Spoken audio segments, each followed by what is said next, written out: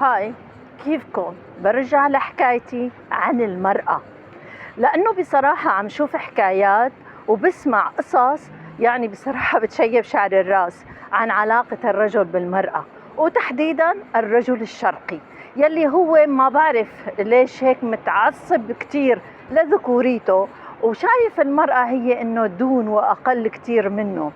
الرجال قوامون على النساء.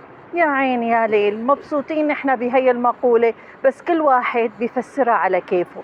ناس بتقول يعني الرجال أحسن من النساء والله فضلهم عليهم، وناس بيقولوا لا، هن متساويين، وإنما التكافؤ أو الفروقات هي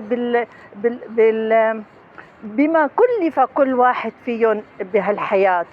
فما بنعرف يا ترى إنه شو الفرق وليش الرجال قوامون على النساء؟ كيف انتم بتفهموها لهي المقولة؟ خبروني بتعليقاتكم.